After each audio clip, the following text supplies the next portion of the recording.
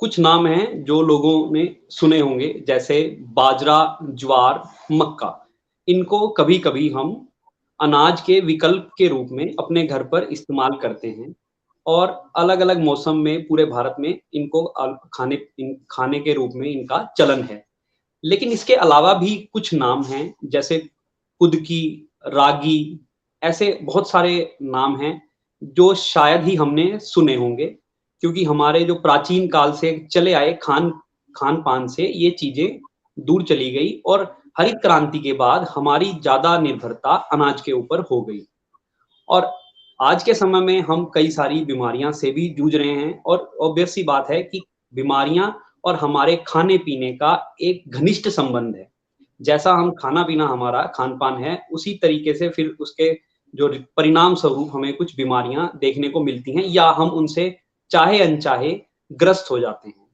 तो इस समय जो पूरे वर्ल्ड के सामने चैलेंज है, वो एक तो खाने की आपूर्ति को बरकरार रखना, कि सभी लोगों को भरपूर खाना मिले, लेकिन वो खाना पौष्टिक हो, वो खाना हेल्दी हो, वो खाना एक लंबी आयु और स्वस्थ आयु सबको दे पाए, इसकी चर्चा बहुत ज़ोरों-शोरों से है।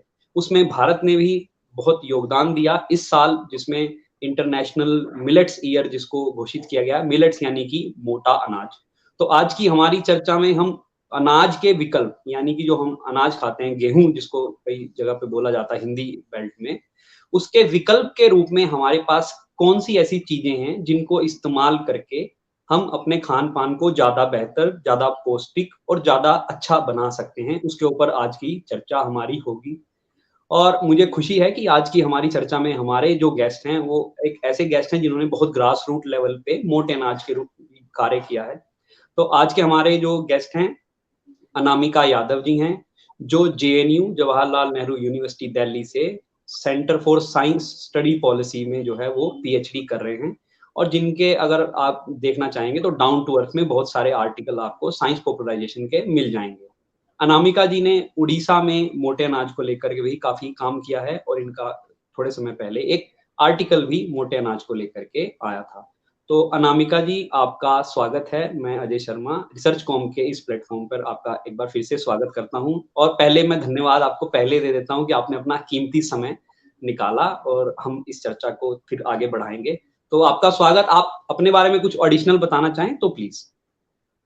बहुत-बहुत शुक्रिया अजय मुझे बुलाने के लिए इस प्रोग्राम पे and I should congratulate you that you are doing wonderful work in reinvigorating scientific temper through very accessible and easy to understand language. So kudos to you. So taking science communication space further, expanding it.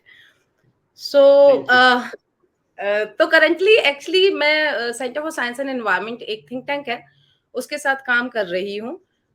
उनके साथ काम करते हुए मुझे ये मौके मिले grass root पे जाने के और अलग-अलग तरह के प्रांतों से, राज्यों से और फार्मर्स हों या फिर जितने भी एग्रीकल्चर से रिलेटेड स्टेक होल्डर्स हैं, उनसे मिलने का और सिचुएशन को और डीपली समझने का।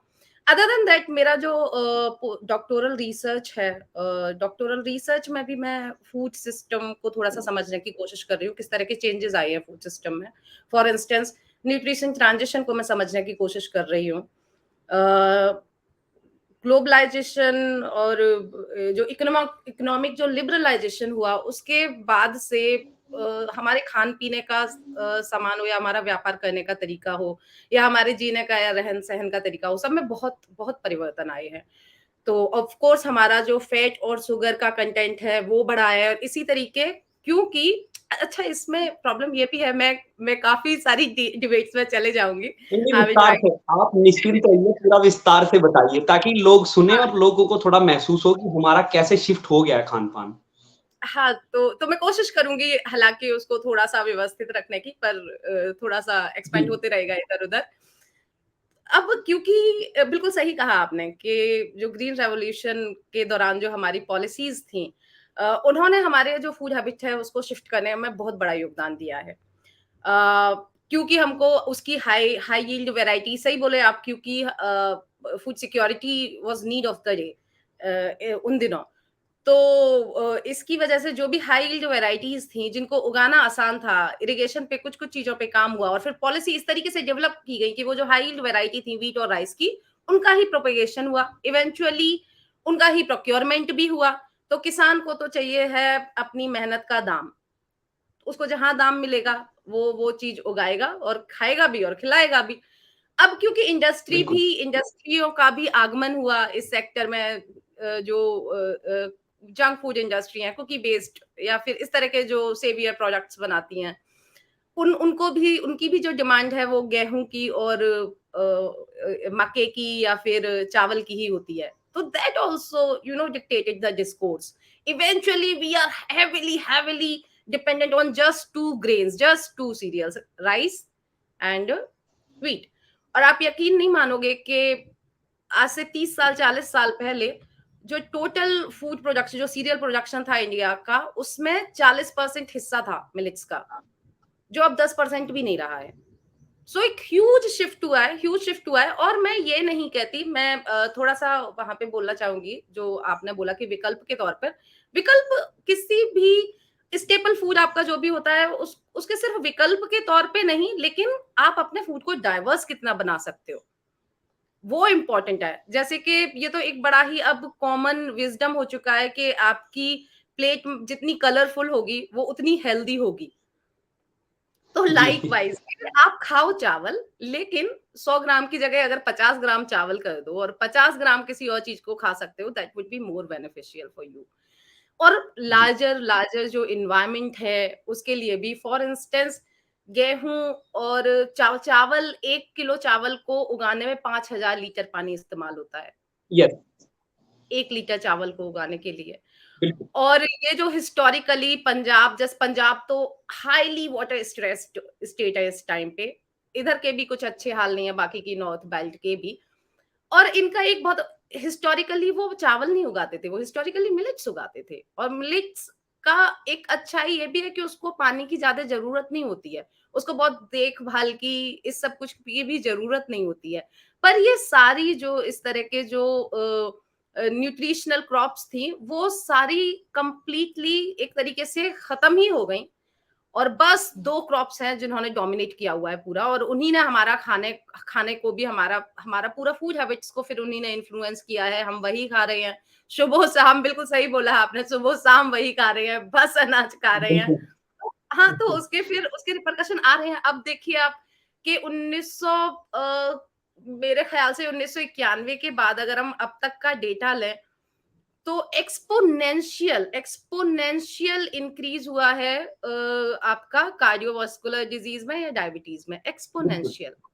हाँ, तो उसमें अब जैसे इसी का एक बड़ा अच्छा सा एक उदाहरण फिर से मिलट के ही थ्रू आ जाता है कि जो डायबिटीज है, डायबिटीज में आपको एडवाइस किया जाता है कि आप हाई ग्लाइसेमिक इंडेक्स वाले खानों को मत खाएं। और वो सिर्फ डायबिटीज के लिए क्या, वो एनीवेज भी बोला जाता है, क्योंकि वो it's basically high glycaemic index food है जिसमें कार्बोहाइड्रेट हाइड्रेट बहुत ज्यादा होगा, वो आपका ब्लड शुगर जो लेवल है उसको कैसे इम्पैक्ट करता है, इट्स रिलेटेड टू दैट। तो बेटर है कि आप कम ग्लाइसेमिक इंडेक्स वाले खाना खाएं। अब जो मिलेट्स हैं, they all are in comparison of wheat, they are extremely low GI food, but still still because, अब इसके कारण भी बहुत सारे हैं, आई थिंक हम बात करते रहेंगे आगे बिल्कुल, अभी। बिल्कुल, बिल्कुल। हाँ, अभी आपने इसमें बताया तो यहीं से पहले शुरुआत कर लेते हैं, उसके बाद सॉरी, जीआई फूड के बारे में। तो ये अभी ग्लूटेन इंडेक्स की आप बात कर रहे हैं आई थिंक जीआई फूड के लिए। हाँ, हाँ, ग्लूटेन तो उसको, जैसे हम हाँ, देखते हैं कई पालक बोलते हैं। कई लोगों को ग्लूटेन से एलर्जी है, व्हीट एलर्जी जिसको बोलते हैं, कई बच्चों में वो मिलती है। वो थोड़ा घबरा जाते हैं कि अच्छा हम अनाज नहीं खा पाएँगे। लेकिन मेरा पर्सनल एक्सपीरियंस है, मैं कई लोगों को 2-3 बच्चों को ऐसे जानता हूँ, जिनको व्हीट एलर्जी थी, वो गेहूँ नहीं खा सकते थे। शुरू में उनके पेरेंट्स को बहुत चिंता हुई कि कैसे वगैरह होगा, लेकिन जब मैंने उनके एक बार पेरेंट्स से बात की, बहुत अच्छे सर थे वो, तो उन्होंने बताया कि अनगिनत प्रोडक्ट उनके पास हैं, मक्का, बाजरा, ज्वार, उसके अलावा गेहूँ को छोड़ करके खाने के लिए। एंड हाँ, हाँ। उन्होंने बताया कि कोई प्रॉब्लम नहीं है, नहीं खाते हैं गेहूँ, कोई बात नहीं, व्हीट एलर्जी थी ग्लूटेन इंडेक्स के कारण। तो ये आप थोड़ा अगर बता दें कि what is the GI index and how ये कैसे इसको एक डिफरेंशिएट करता है मिलेट्स को और अनाज को? देखिए, मिलेट्स का, और जैसे कि आपने ग्लाइसेमिक इंडेक्स, ये एक चीज है, ये है कि जो कार्बोहाइड्रेट कंटेंट है वो कितना ज्यादा है किसी एक फूड प्रोडक्ट्स में। कार्बोहाइड्रेट, क्योंकि ये एनर्जी इंटेंसिव फूड है, व्हीट एंड राइस। अगर आप देखो अभी अभी इंडिया में सिर्फ इसकी बात नहीं हो रही है मेल न्यूट्रिशन की, एक आदमी मेलनोरिस्ड है स्टिल दे आर ओबीज। ये नया प्रॉब्लम निकल के आ रहा है इंडिया में कि आदमी मेलनोरिस्ड भी है at the same time they are obese also. Why? Because they, हमारा जो पीडीएस सिस्टम है, पब्लिक डिस्ट्रीब्यूशन सिस्टम, जो राशन की दुकानों से जो जो खाने की चीजें दी जाती हैं, उसमें भी बस चावल और गेहूं है। They are extremely energy concentrated food, cereals, food grains. तो उनका, क्योंकि उनमें कार्बोहाइड्रेट का जो कंटेंट है वो ज्यादा है, इसलिए उनका ग्लाइसेमिक इंडेक्स ज्यादा है। कि आप जब कार्बोहाइड्रेट्स जब आपके बॉडी में ब्रेक डाउन होते हैं, तो उसका आपका जो जो बॉडी का ब्लड का जो पूरा सिस्टम है, उस पर उसका किस तरह से, ब्लड शुगर का जो सिस्टम है उस पर उसका किस तरह से इम्पैक्ट होता है, वो पीक करता है आपका ब्लड शुगर लेवल, क्योंकि sugar are made of carbohydrates, है ना। बिल्कुल। तो इसके लिए, क्योंकि वो आपके तो ब्लड शुगर लेवल को हाँ पीक करता है, तो उसकी वजह से इनको तो मना किया ही जाता है डायबिटिक लोगों को या और लोगों को। Anyways it's not good for your health. और दूसरा चीज है कि ये जहां कार्बोहाइड्रेट वाला जो जीआई जहां मिलेट्स का कम है, वहीं पे जो और माइक्रो न्यूट्रिएंट्स हैं वो काफी ज्यादा हैं मिल्क प्रोडक्ट्स में, गेहूं या राइस के मुकाबले। फॉर इंस्टेंस, चाहे वो आयरन हो 5 गुना ज्यादा, बार्नयार्ड मिलेट जो होता है, सांवा जिसको बोलते हैं बहुत सारे कॉमन लैंग्वेजेस में, उसमें 5 गुना ज्यादा आयरन है। बाजरा में तो चलो सब लोग जानते ही हैं कि होता है, स्वामा में भी 5 गुना ज्यादा आयरन है राइस से या फिर गेहूं से। लाइक वाइज कैल्शियम तो बहुत ज्यादा है, मेरे ख्याल से 45, 40, 45 गुना ज्यादा कैल्शियम होता है रागी में। मिलेट्स में, रागी में, हाँ रागी रागी में, में जो सिंगल मिलेट रागी। बोलते हैं, क्योंकि हर एक मिलेट में सबसे इंटरेस्टिंग बात ये भी है कि हर एक मिलेट में एक अलग न्यूट्रिएंट है जो ज्यादा है। सो ऐसा भी बिल्कुल। नहीं कि मिलेट के नाम पे आप सिर्फ बाजरा खाओ या रागी खाओ, नहीं, वहां पे भी आप अलग अलग तरह के। तो ये जो बात है कि क्या विकल्प के तौर पे, नहीं, विकल्प के तौर पे नहीं, आप बस थोड़ा सा उसको, थोड़ा सा आप ना अपने फूड को डाइवर्सिफाई करने की कोशिश करें।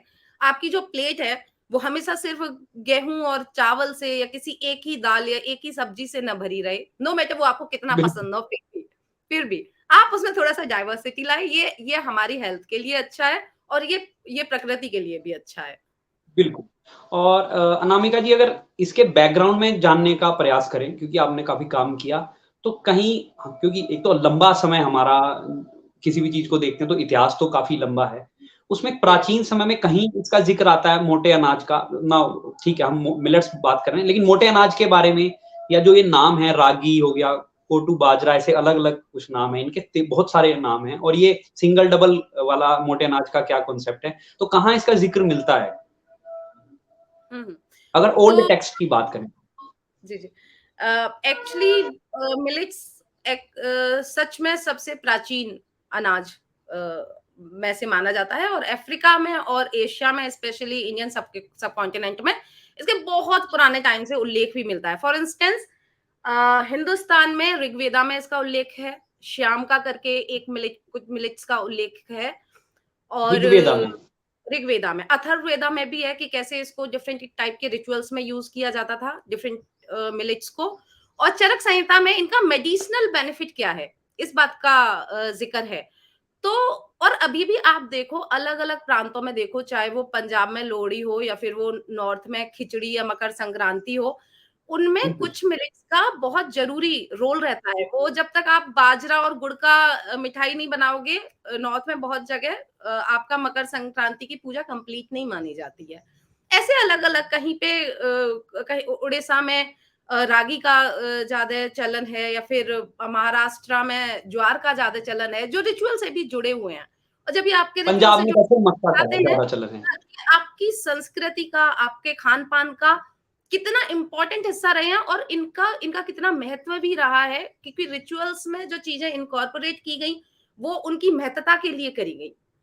जैसे कि गाय हमारे लिए बहुत महत्वपूर्ण है, उसको हम माँ की तरह देखते हैं, बिल्कुल, क्योंकि बिल्कुल। उस हाँ, क्योंकि उसने हमारी जो जो पौष्टिक जो हमारी जिंदगी थी उसमें उसका रोल बहुत था, चाहे वो खाना उगाने से लेके हो, चाहे वो दूध, प्रोटीन का सोर्स तो बहुत इंपॉर्टेंट सोर्स है, milk and milk based products. तो जिन भी चीजों का महत्व है हमारी हमारी सभ्यताओं में, क्योंकि वो एक बहुत बड़ा एक रोल फुलफिल कर रही होती थी हमारी लाइफ में, इसलिए उनका महत्व होता है। तो इस तरह के बहुत उल्लेख मिलेंगे मिलेट्स को लेके। अच्छी कुछ बात ये नाम है। अनामिका जी, जी जी, जी कंटिन्यू। नहीं आप बोलिए। मैं कहता कुछ नाम अगर आप बता पाएँ मिलेट्स के, क्योंकि काफ़ी हाँ, सारे मोटे अनाज के नाम ज़्यादातर हम ज्वार, बाजरा, मक्का यही सुन पाते हैं। हाँ। इनके अलावा भी कुछ और हैं? देखिए जो सबसे प्रचलित है वैसे तो मैं आपको बताऊँ, मैं किसानों से, मैं ट्राइबल काफ़ी इंटीरियर पार्ट्स में जब ट्राइबल से मिली, तो मैंने ऐसे-ऐसे जी। अनाज देखे जिनका उनको खुद तक भी नाम पता नहीं है।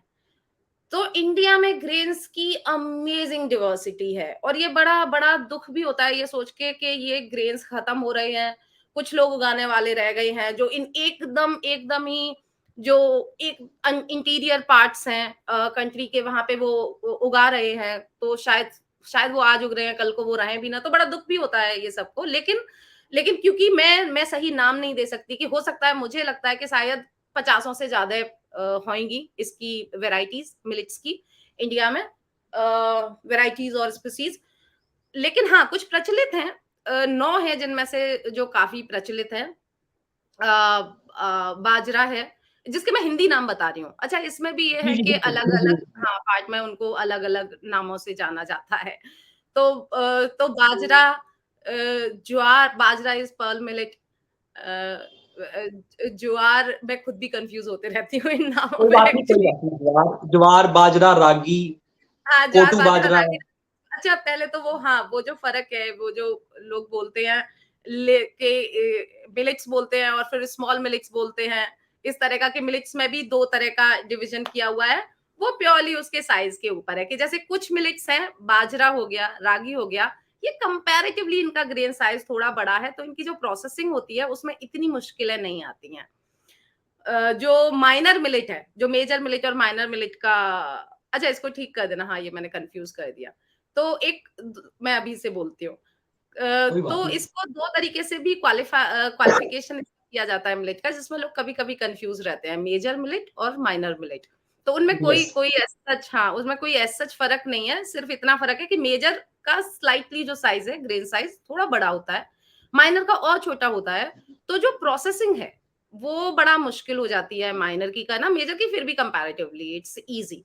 तो जैसे कि आपका रागी है, बाजरा है, जो फिर भी हम ज़्यादा चलन में देखते हैं, वो मेजर हुँ। मिलेट्स है। माइनर मिलेट है कोडो, कुटकी, सांगवा, इनका बहुत ही छोटा ग्रेन साइज़ होता है, जो जो इतना चलन में नहीं है। जैसे आप सुपरमार्केट वगैरह में फिर भी आपको एक तो ये दुःख है कि ये एक तरफ ये गरीबों का खाना बना दिया गया है, दूसरा हाँ, सेम हाँ, खाना बिल्कुल। सुपरमार्केट्स में बिकता है, और किस दाम पे बिकता है। कॉस्टली, बहुत कॉस्टली दिखता है। हाँ, तो इस तरह के तो हुँ।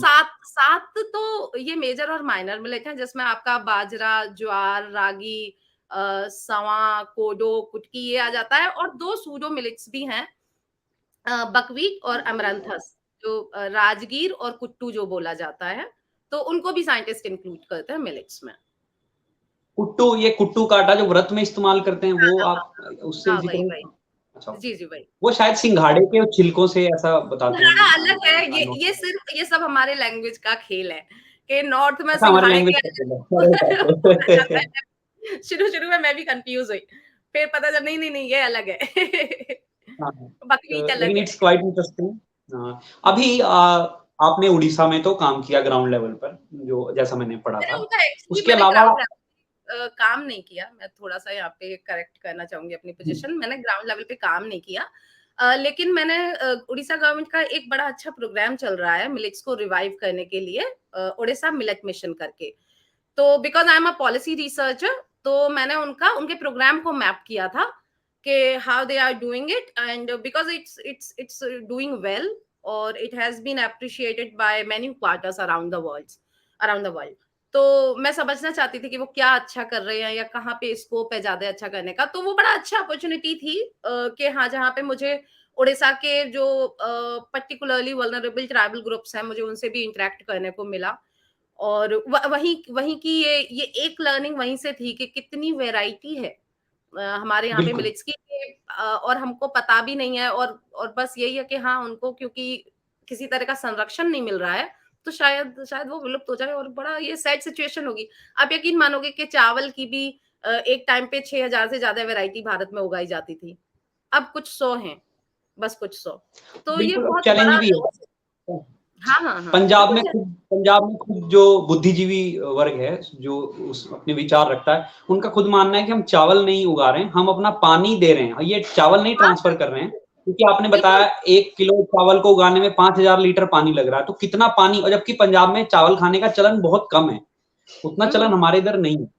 और एक हाँ, जैसे उड़ीसा की आपने बात की, उड़ीसा की पॉलिसी के बारे में तो कुछ अगर एडिशनल बताना चाहें, क्योंकि मैं बता दूँ जो लोग हमें सुन रहे हैं, कि जब भारत सरकार की सेंट्रल केंद्र में कुछ प्लानिंग नहीं थी मिलेट्स को लेके, उससे पहले उड़ीसा मिलेट्स के ऊपर काम कर रहा है। हुँ, हुँ। इसके अलावा अनामिका जी, अगर कोई और स्टेट, अच्छा इनका अगर हम एक मैपिंग के हिसाब से देखें, नॉर्थ टू साउथ और ईस्ट टू वेस्ट में, तो कहाँ ज़्यादा अभी इसका, अब वैसे तो आपने बताया ज़्यादा पानी की ज़रूरत नहीं है इसको इसके कल्टीवेशन के लिए, लेकिन अभी कहाँ कौन-सी मेजर स्टेट्स हैं जहाँ पर हम इसको देखते हैं, जहाँ इनका उत्पादन अभी फिलहाल हो रहा है, आज की सिचुएशन में? हाँ, हाँ, क्योंकि इसको पानी की ज़रूरत नहीं होती है, तो ये एरिड, सेमी एरिड सिचुएशंस में बड़े अच्छे से पैदा होती है, तो राजस्थान में काफ़ी होता है। महाराष्ट्र में होता है, राजस्थान में बाजरा ज़्यादा होता है, महाराष्ट्र में ज्वार पे थोड़ा ज़्यादा फ़ोकस है, वो ज्वार ज़्यादा होता है। उड़ीसा में काफ़ी वैरायटी हैं मिलेट्स की। रागी डोमिनेट करता है हालाँकि, रागी और फॉक्सटेल। छत्तीसगढ़ में भी होता है। अब ये बोल सकते हैं हम कि जहाँ पे ट्राइबल एरियाज़ हैं थोड़े से, वहाँ पे अभी जो हमारा जो मेजर प्रोडक्शन है मिलेट्स का, वो जहाँ पे थोड़े ट्राइबल्स एरिया हैं, वहाँ से है। जो मेन स्ट्रीम नॉर्थ की जो स्टेट्स हैं, पंजाब हो गया या उत्तर प्रदेश हो गया, हरियाणा हो गया, यहाँ पे तो ऑलमोस्ट इट्स नेग्लिजिबल नाउ। काफ़ी होता था ये जो उत्पादन, अब नहीं होता है। जैसे अभी आप बता रहे ट्राइबल का ज़्यादा मतलब अभी प्रोक्योरमेंट ट्राइबल काफ़ी कर रहे हैं इसका, उड़ीसा जहाँ, तो फिर ऑब्वियसली क्योंकि हमारा खान-पान तो उस, हम अपने आप को अगर सो कॉल्ड मेन स्ट्रीम का कहें कि हम एडवांस हो हाँ, गए, हम मॉडर्न हो गए, तो हमारा खान-पान बदल गया। लेकिन इट मीन्स कि अभी भी ट्राइबल जो हैं, वो उतना ज़्यादा अभी जो मोटा अनाज है, उसका उससे ही अपना भरण-पोषण वो कर रहे हैं। इसका यही मतलब हुआ, क्योंकि अगर वो नहीं छोड़ रहे हैं उसको, क्योंकि ऐसा तो नहीं कि ट्राइबल के लिए बहुत बड़ी मार्केट है, अगर वो उगा रहे हैं तो कहीं उसको बेच रहे हैं, ऐसा कुछ नहीं देखा मैंने। आपका मतलब अ, क्या इसमें टेक है? यहाँ पे 2-3 चीज़ें हैं। एक तो आपने हाँ बिल्कुल सही बात बोला कि सो कॉल्ड मेनस्ट्रीम लेकिन मुझे लगता है कि मार्केट वाला जो आपने बात करी, वो मार्केट का बहुत बड़ा इस सब में रोल है। पूरा पूरा फूड शिफ्ट में भी उसका बड़ा रोल है। जैसे कि अगर आपको जब राइस उगाना था या फिर ये हाई यील्ड वैरायटी उगानी थी, तो इरिगेशन चाहिए था। इरिगेशन पे बिल्कुल। अच्छे से काम हुआ। पंजाब में, हरियाणा में, वेस्टर्न यूपी इन सब जगहों पे इरिगेशन पे अच्छा काम हुआ। तो फोकस पूरा in irrigated because the rice is an irrigated crop.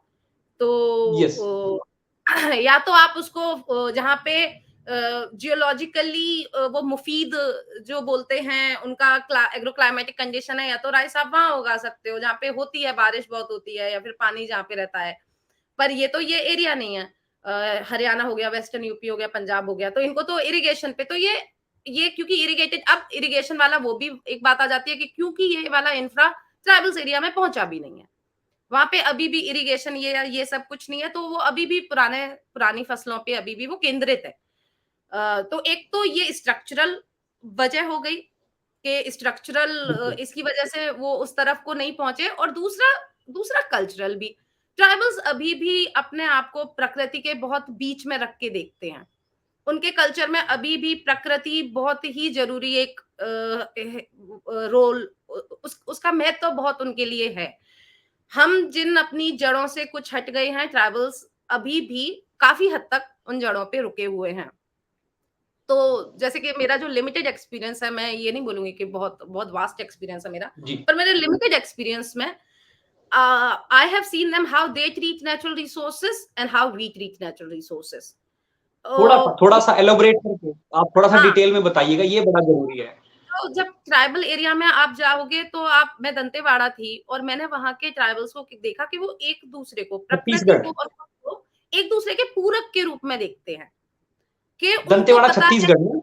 जब दंतेवाड़ा छत्तीसगढ़ नक्सल हुँ। अफेक्टेड एरिया है और ब्यूटीफुल पीपल खूबसूरत जगह है और वहाँ पे जब मैं बड़ा मतलब फॉर्च्यूनेट भी थी कि उस दौरान उनका एक फेस्टिवल होता है, ट्राइबल फेस्टिवल होता है, तो उस दौरान मैं वहाँ पे पहुँची थी और हाँ, छोटी-छोटी चीज़ें, जैसे कि फॉर इंस्टेंस अगर वो अपने अपने आँगन में कुछ चीज़ उगा रहे हैं, तो वो ऊपर-ऊपर से मान लो उन्होंने मेथी उगाई, तो वो ऊपर-ऊपर से मेथी को काटेंगे, उतना-उतना मेथी ले लिया, बाकी का जो बचा उसको मिक्स करके मिट्टी में ही मिला दिया। ये किसी ने उन्हें बताया नहीं है कि ऐसे आपका मिट्टी एक्चुअली कितना अच्छा। वो मानते हैं ये कि मिट्टी हमें अगर खाना दे रही है, तो हमारा काम है मिट्टी को बदले में कुछ देना। तो आधा खाना मेरा, बिल्कुल, आधा खाना उस मिट्टी का। कितनी बेसिक तो चीज़ है देखिए। हाँ, हाँ, तो और ये कितनी बेसिक चीज़ है। मिट्टी आपको कैसे दे जो उसमें पोषण होगा वही तो मिट्टी आपको पोषण देगी।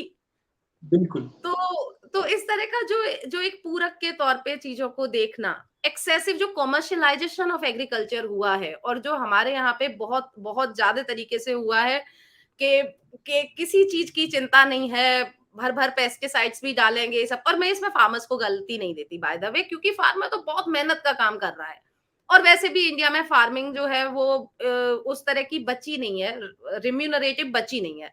फार्मर्स का इनफैक्ट इनपुट ज़्यादा है और आउटपुट उसका नहीं निकल पा रहा है। ये आउटपुट तो क्योंकि हमारे जो फार्मर्स हैं उनको अपना कॉस्ट ऑफ कल्टीवेशन ऐसे करने की, कैलकुलेट करने की आदत नहीं है। अगर आदत हो तो मुझे लगता है 50% फार्मर छोड़ के चला जाएगा। जब उसको समझ में आएगा कि उसके साथ धोखा क्या हो रहा है। वो जितनी मेहनत कर हुँ, रहा है उसका उसको कुछ भी नहीं मिल रहा है। तो मैं उनको गलती भी नहीं देती, वो पेस्टिसाइड डाल रहे हैं, क्या डाल रहे हैं। ये एज़ अ सोसाइटी और एज़ अ गवर्नमेंट, मतलब ये गवर्नमेंट का है कि हम कैसे उनको कैसे उन सही चीज़ों को इंसेंटिवाइज़ कर सकते हैं। फॉर इंस्टेंस यहाँ पे मैं ओडिशा मिल्क मिशन की लर्निंग लाऊँगी कि उन्होंने वहाँ पे अगर वो प्रोग्राम सक्सेसफुल हो रहा है, तो उसका एक बहुत बड़ा कारण है कि उन्होंने सबसे फंडामेंटल चीज़ सबसे पहले समझी। जो फार्मर उगा रहे हैं राइस, वो राइस उगाते रहें, लेकिन जो फैलो लैंड होती है, जिसमें वो कुछ कर नहीं रहे हैं, जिसमें मान लो पानी भी लगाने का जुगाड़ नहीं है, या जो थोड़ी ऊँची ऊँची है लैंड जिसमें पानी टिकता नहीं है। राइस को तो पानी की ज़रूरत होती ही होती है, तो आप उसपे राइस उगा नहीं सकते हो, जो अपलैंड होता है बिल्कुल। जनरली।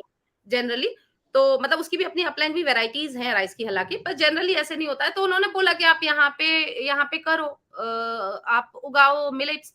और उन्होंने उनको प्रोक्योरमेंट दिया गवर्नमेंट ने। 100% उन्होंने बोला कि आप करो, कैप लगाया, क्योंकि उनको ज़्यादा से ज़्यादा फार्मर्स को इनकॉर्पोरेट करना था और प्रोग्राम शुरू हुआ था। आई एम श्योर कि अभी अभी वो उस पे और इम्प्रूव करेंगे। तो उन्होंने कैप ज़रूर लगाया, लेकिन उन्होंने वो अश्योर्ड प्रोक्योरमेंट दिया। और मैंने तमाम फार्मर से बात करी वहाँ पे। एक फार्मर मुझे ऐसा नहीं, कुछ उनकी हल्की-फुल्की कंप्लेंट थी कि हाँ, टाइम लगा या ये हुआ, कुछ इस तरीके की। पर हर फार्मर इस बात से खुश था कि उसको बाज़ार मिला, उसको अश्योर्ड प्रोक्योरमेंट मिला। और उन्होंने जो एमएसपी था, गेहूँ पे ₹1900 एमएसपी थी, रागी पे 3700-3800 रुपए के आस-पास एमएसपी थी। तो उन्होंने डबल ऑलमोस्ट एमएसपी, डबल। हाँ, उन्होंने ऑलमोस्ट डबल एमएसपी भी दिया।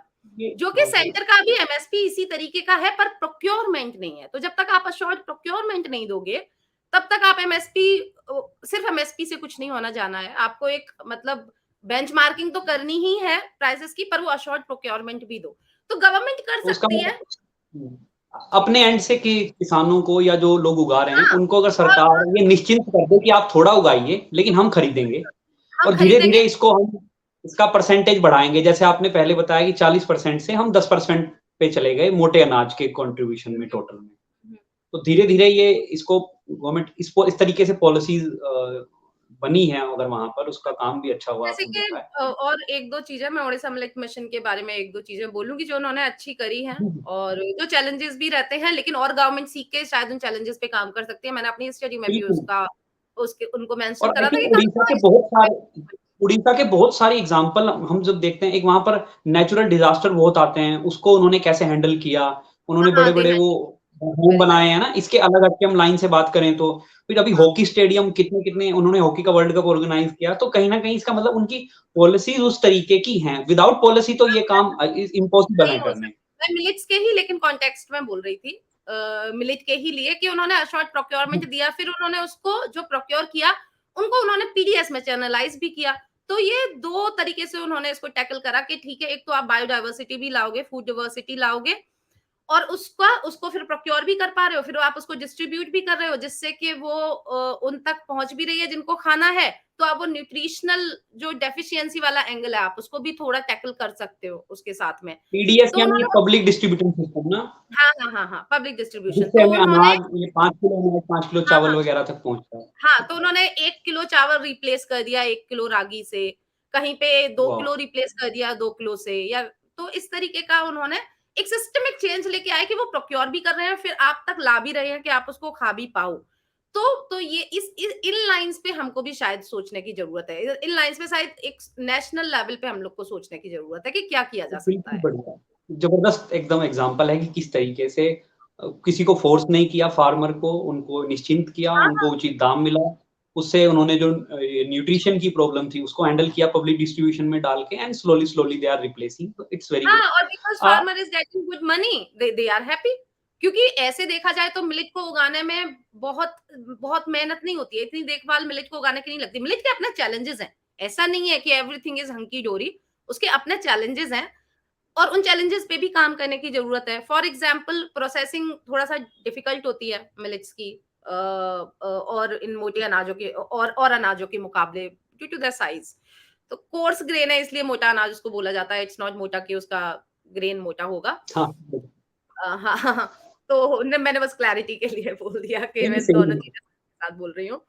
तो अब इस पे आर-एन-डी करने की ज़रूरत है। जैसे कि रागी की या फिर और भी मिलेट्स हैं, इनके बारे में एक बात ये भी बोली जाती थी कि इनकी हाई यील्ड वैराइटीज़ नहीं है, तो इसके लिए भी फार्मर को उगाने का मन नहीं करता है, वो इतनी अपनी ज़मीन लगा दे।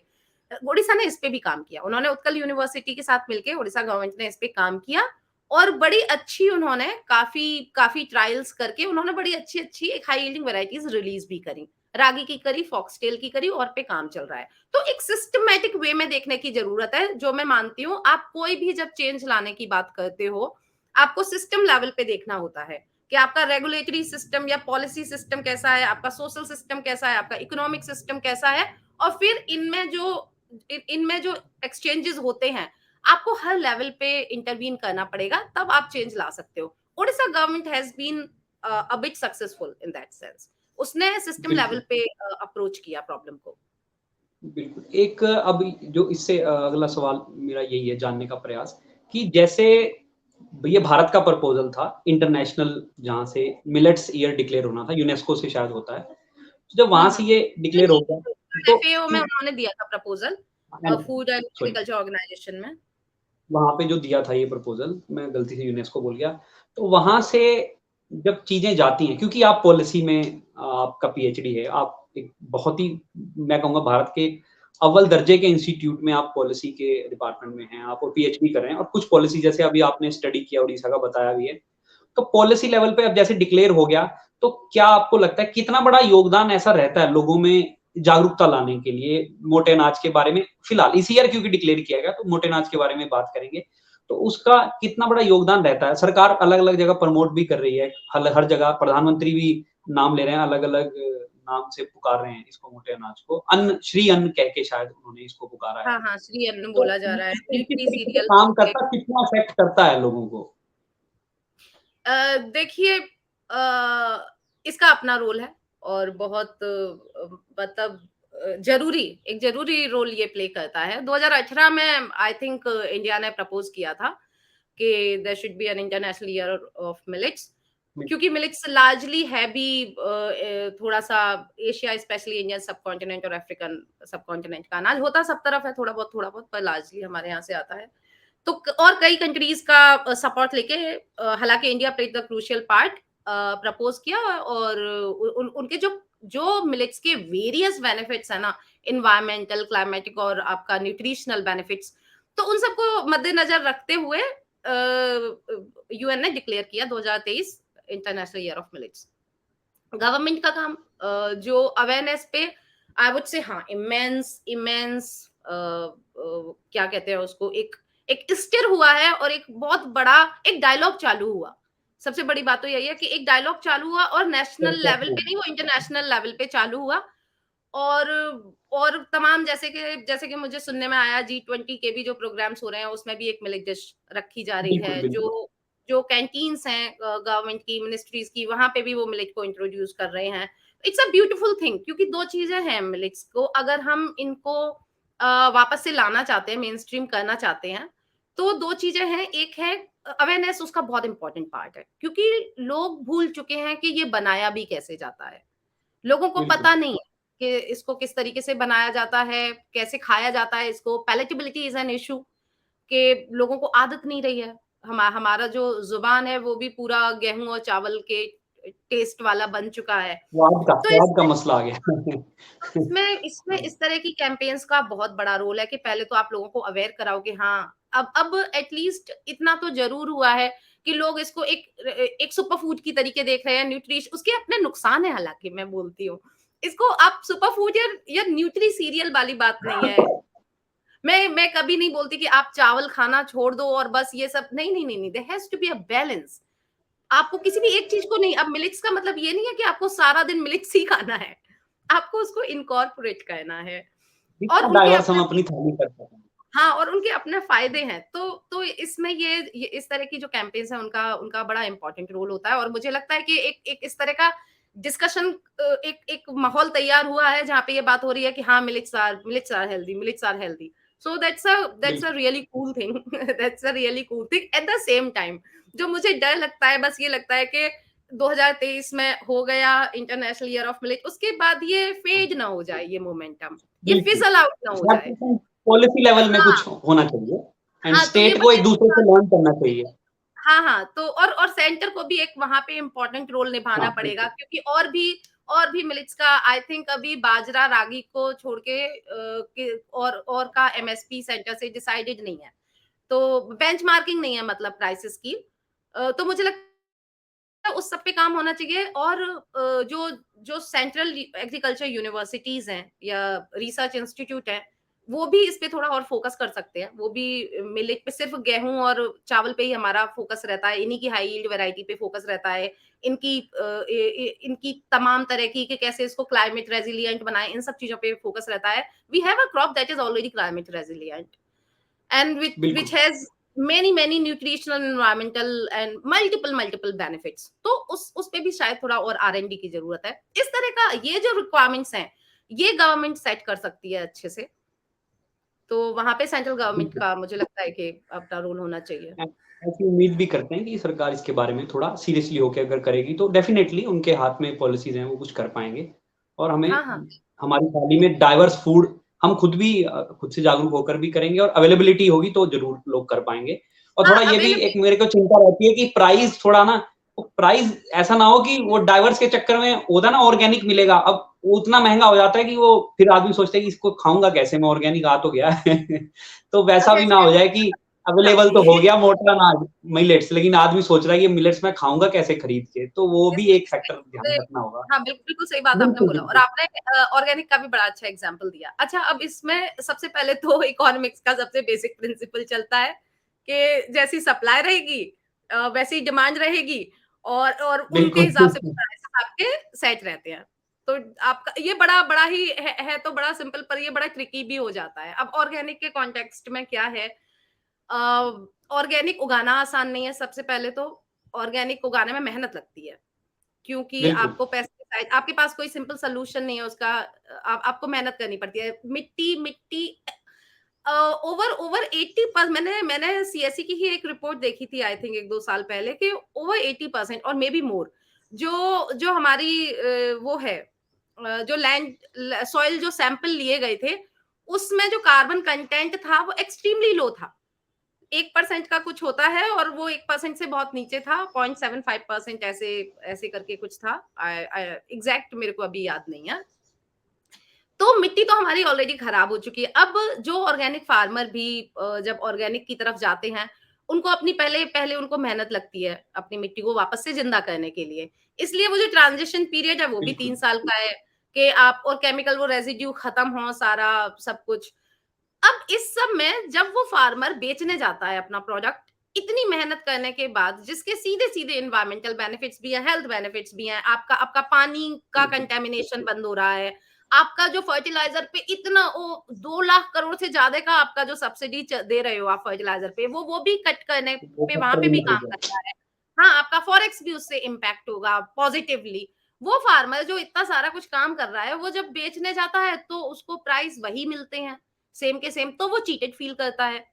प्लस अब अगर वो ये चाहे कि प्राइस उसको भले 2-4 या थोड़ा बहुत ही इधर-उधर कहीं पे मिल जाए, लेकिन उसको मार्केट तो मिल जाए, तो उसको मार्केट नहीं मिलता हाँ, है। उसके पास मार्केट ही नहीं है बेचने के लिए। एफपीओ के थ्रू कोई-कोई फार्मर्स हैं जो बेच रहे हैं, पर एफपीओ के अपने चैलेंजेस हैं। उस एक अब खैर ये अलग डिबेट में मैं अभी चली जाऊँगी। उसको मैं कोई थोड़ा-सा बात नहीं। शॉर्ट रखती हूँ। पर मार्केट जो है, मार्केट अपने आप में एक बहुत बड़ा चैलेंज है। अब गवर्नमेंट से मैं ये भी जानना चाहती हूँ, इसी प्लेटफ़ॉर्म के थ्रू मैं भी ये बात बोलना रिक्वेस्ट करना चाहूँगी कि जब आपको पता बिल्कुल, है कि बिल्कुल। ऑर्गेनिक, हालाँकि प्रधानमंत्री जी नेचुरल फार्मिंग पे अभी काफ़ी मोमेंटम क्रिएट कर रहे हैं। पर मेरा मानना है कि कोई एक शब्द की ज़रूरत नहीं है। नेचुरल फार्मिंग हो या ऑर्गेनिक फार्मिंग हो या फिर आप उसको रीजेनरेटिव एग्रीकल्चर बोलो। शब्द तमाम हो सकते हैं। उनकी जो कोर फिलॉसफी है, वो है कि कैसे आप प्रकृति के साथ समन्वय बना के अपना चल अपना क्या कहते हैं, हाँ, खाद्य उत्पादन करें। जो फिलॉसफी है, फिलॉसफी तो यही है। तो जब आपको पता है कि वो किसान बहुत सारे एंगल पे आपके रिसोर्सेज को तो बचा ही रहा है, आपकी जमीन को तो अच्छा कर ही रहा है, आपके पानी को अच्छा कर रहा है, आपके पास एक हेल्दी खाना लेके आ रहा है, जो आपको और हजार बीमारियों से बचाएगा। और आपका, अगर हम एकदम कॉमर्शियल सेंस में भी बोले तो आपका जो इतना सब्सिडी आप इतना खर्चे कर रहे हो फर्टिलाइजर वगैरह पे, यूरिया पे, आपके वो सब भी बचेंगे। तो उसको कुछ इंसेंटिव तो दो उगाने का। बिल्कुल, उड़ीसा ने भी दिया है। उड़ीसा ने भी कुछ हजार ऐसे पर हेक्टेयर वो ना 8,000 हेक्टेयर, 8,000 रुपए, 9,000 रुपए पर हेक्टेयर, वो कुछ, हालांकि वो कम है, लेकिन क्योंकि वो फैलो लैंड पे कर रहे हैं, उनके लिए तो वो एक्स्ट्रा मनी ही है। तो इस तरह का बिल्कुल, आप कुछ तो इंसेंटिव तो कुछ निकालो कि वो जो फार्मर है, जो इतनी मेहनत करने को तैयार है, आपके हमारे सब जो जो पब्लिक रिसोर्सेस हैं उनको बचाने को तैयार है, तो उसको कुछ तो मिले पलट के। तो यहाँ पे बिल्कुल, ये भी, बिल्कुल। और ये जब होना जब चाहिए। जागे लोग, उससे हमारी भी प्रॉब्लम खत्म हो जाएगी, हमारे और आप जैसे लोगों की, जो हाँ, हेल्दी खाना चाहते हैं, लेकिन वो एक्सपेंसिव बहुत है, कि जब जब सप्लाई होगी, तो अपने आप प्राइस भी स्टेबलाइज़ होंगे ही। बिल्कुल, इस चीज़ को भी ध्यान रखना चाहिए। अभी अनामिका जी समय तो हम लाइन को क्रॉस करके आ गए, लेकिन क्योंकि बहुत अच्छा जानकारी आप दे रहे हैं जिस तरीके से सिस्टमैटिकली, और जो लोग सुनेंगे, और इस प्लेटफ़ॉर्म का मकसद भी यही है कि एक बार लोगों को शोर-शराबा छोड़ कर के आप सुनिए तो सही कि आप कैसे खुद बदलाव ला सकते हैं, थोड़ा अवेयरनेस आप में भी आए। और क्योंकि इस प्रोग्राम में हम उन्हीं लोगों को बुलाते हैं जिन्होंने रिसर्च किया है, और वी आई पर्सनली नो कि कितना मेहनत लग जाता है किसी पेपर को लिखने में या किसी थीसिस के चैप्टर को टीचर चैप्टर को बनाने में, तो वो सब अलग है। अब आखिर में मेरा सवाल आपसे, जो क्योंकि आप हमारे इस प्लेटफ़ॉर्म पे you are the first female guest हैं, जो ऑनलाइन, अभी तो मैं आइज़र वहाँ वहाँ पे गया था त्रिवेंद्रम में, तो उनके साथ मैंने बहुत हल्की-फुल्की चर्चा की थी, ज़्यादा समय तो नहीं मिल पाया, पर यू आर द जी। First female on this platform as a guest.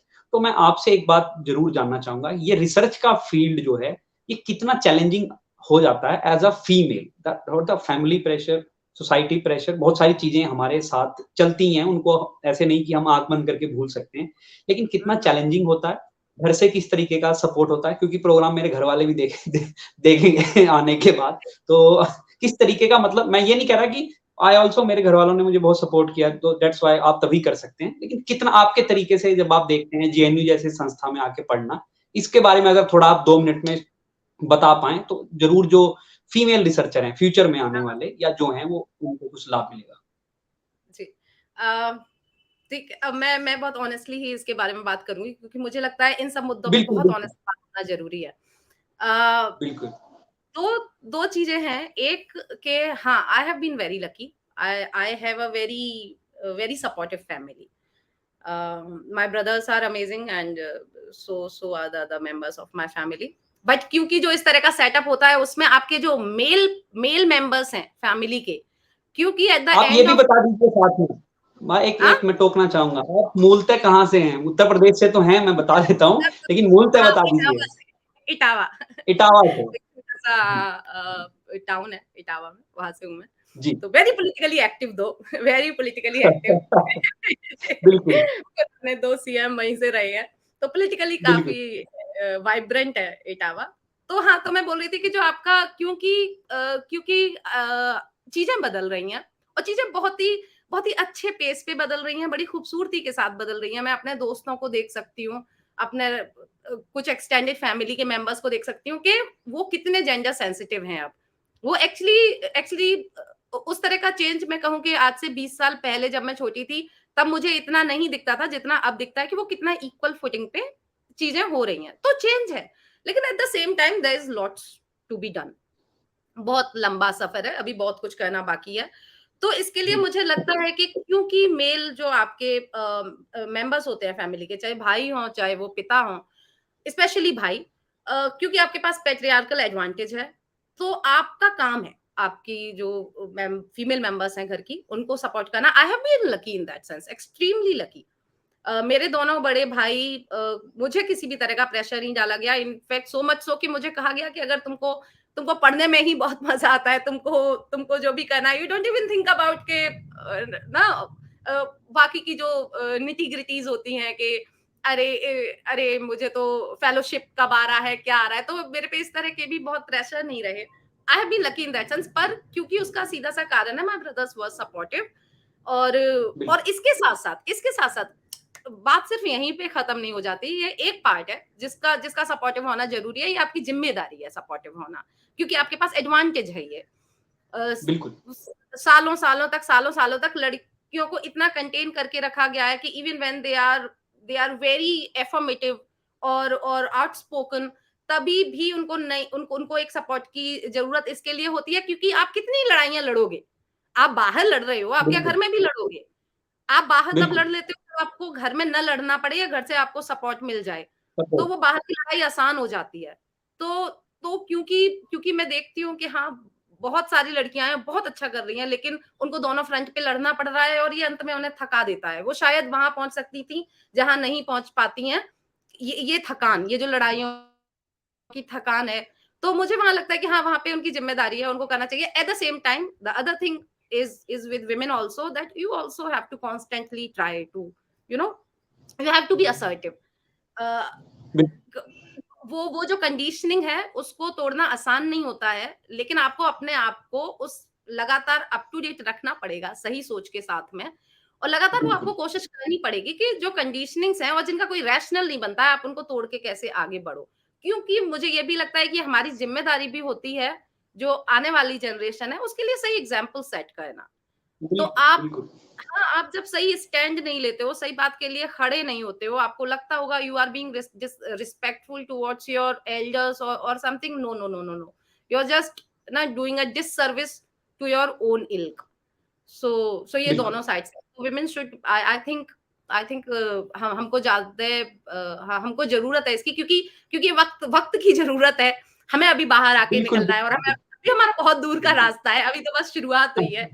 अभी भी बिल्कुल, लेकिन बहुत इसमें बिल्कुल जी। इट्स रियली गुड मोमेंट कि जो लोग देखेंगे और जो लोग आपको सुनेंगे, इससे पहले भी जिन लोगों ने देखा, काफ़ी लोगों ने प्रेज़ किया जबकि मैंने आइसर त्रिवेंद्रम से प्रोग्राम किया था एंड पर्टिकुलरली जब देखा कि लड़कियाँ इतनी दूर से जा कर के they are doing their research work and they excellent. IISER में एडमिशन लेना या जेएनयू में एडमिशन लेना, ये मतलब इट्स नॉट मतलब अच्छे खासे आदमी को सब कुछ सपोर्ट मिल रहा हो, तो भी वो एडमिशन वहाँ ना ले पाए। मुझे सब ये जानकारी है एंड तो रियली इट्स वेरी गुड और आप अगर कुछ मेरे तरफ से रह गया है, आप कुछ कहना चाहते हैं, so you are free to spoke on this platform, otherwise फिर हम इसको कंक्लूड कर देंगे। जी, जी, बहुत मज़ा आया अजय आपसे बात करके, और it was actually a very very interesting and vibrant and candid conversation.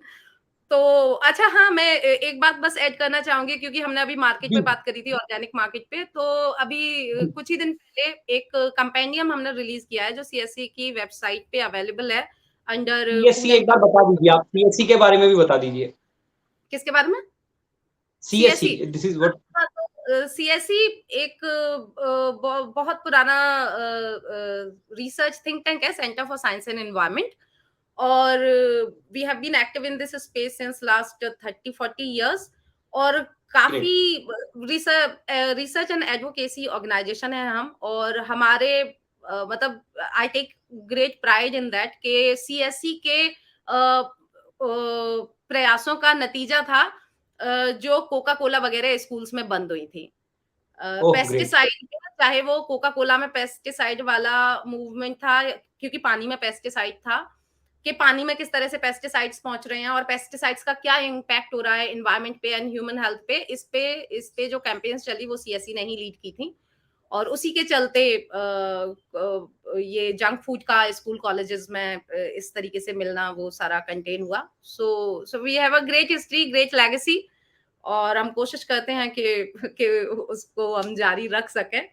तो अभी बिल्कुल। उसी के तहत क्योंकि रीजनरेटिव एग्रीकल्चर पे भी हम काम कर रहे हैं कि कैसे ये इतने जो एनवायरमेंटल इम्पैक्ट्स हैं केमिकल बेस्ड एग्रीकल्चर के, जो हमारी हेल्थ से लेके जानवरों की हेल्थ से लेके पानी से लेके खेती से लेके हवा तक सब कुछ तबाह किए हुए हैं, कैसे हम उसमें एक शिफ्ट ला सकते हैं, उस पे हम काम कर रहे हैं। तो उसी के तहत तहत समझ आया कि मार्केट एक इम्पोर्टेंट एरिया है जहाँ पे इंटरवेंशन की जरूरत है। तो ये अभी हमने रिपोर्ट रिलीज करी है कुछ दिन पहले ही। तो it's a compendium of 6 case studies, success stories, कि कैसे ऑर्गेनिक फार्मिंग को मार्केट तक एक्सेस कुछ कुछ स्टेक होल्डर्स दिला पाए। तो इट्स अ गुड रीड, क्योंकि आपने जिक्र चलाया था तो वो मुझे याद आ गया, तो मैंने बता दिया कि इट माइट आल्सो हेल्प ना अंडरस्टैंड पीपल के ऐसा नहीं है कि इसको सक्सेसफुल मॉडल बनाया नहीं जा सकता है, ऑर्गेनिक फार्मिंग को सक्सेसफुल मॉडल बनाया जा सकता है। हाँ, इंटरवेंशंस की जरूरत है एट डिफरेंट लेवल्स। जी, तो जो लोग देख रहे हैं या जो लोग, मैं बता दूं कि हम यहाँ पर उन गेस्ट को इनवाइट करते हैं या हमारे से जो लोग बात करते हैं जिनका जो पीएचडी कर रहे हैं, जिनका कोई अच्छा, जिन्होंने रिसर्च पब्लिश हो गया है और या किसी ने साइंस पॉपुलराइजेशन के लिए आर्टिकल कुछ लिखा है और जिसका कुछ लोगों से सरोकार है, उन लोगों को हम यहाँ पर इनवाइट करते हैं। इसी की रूप में आज आपने अनामिका जी को सुना। अनामिका जी, आपका एक बार बहुत-बहुत धन्यवाद फिर से। मैंने शुरू में भी किया था, अब भी कर रहा हूँ क्योंकि आई नो हाउ आपने कितना व्यस्त शेड्यूल से अपना टाइम निकाला है। और इसी के साथ मेरी ये भी रिक्वेस्ट है कि जैसे ही आपकी पीएचडी खत्म हो, तो जो भी आपका पीएचडी का टॉपिक है, थीसिस का, उसके ऊपर भी हम आपके साथ एक चर्चा ज़रूर करना चाहेंगे। इसी के साथ आपका धन्यवाद। जी, बहुत-बहुत धन्यवाद बुलाने के लिए, और हाँ, मैं भी वापस से आना चाहूँगी इस प्लेटफ़ॉर्म पे। It was amazing experience. Thank you so much. Thank thank you so bye. Much.